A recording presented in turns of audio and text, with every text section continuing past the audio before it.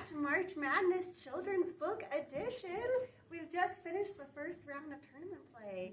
Callie, anything stand out in last week's action? You know, I think what's most surprising, Lydia, is how little has been surprising.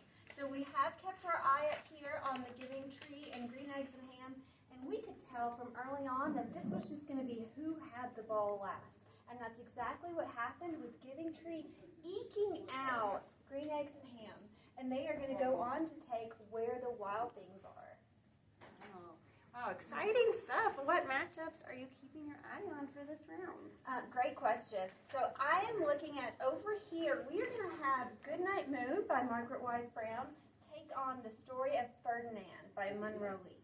So the reason that I'm keeping my eye on that one is because they both have the same strengths and advantages. They're both calming books. They both advocate for peace. So we're going to see those go head to head.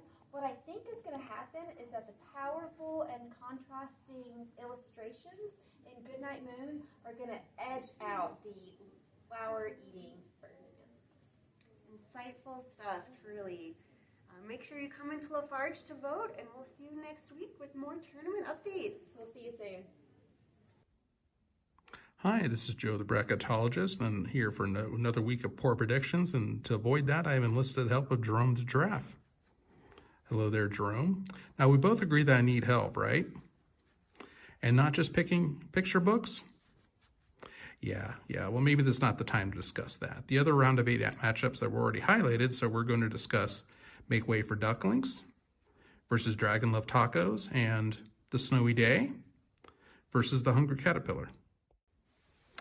I was a little surprised by some of the first round results, but we had a lot of Chaparral elementary school students in Farge on Tuesday night, and I noticed they voted consistently for The Snowy Day and Make Way for Ducklings. Do you enjoy meeting those students? Yeah, I figured you did. So do you think they're on the right track? Should Snowy Day and Ducklings be the favorites this week? Well, I must disagree. Yeah, well, you can disagree, but The Very Hungry Caterpillar is a true blue blood among these old and new classics, and I cannot stress enough the power of tacos in swaying votes and tummies. We'll find out soon. Be sure to come in and vote for your favorites to make the semifinals.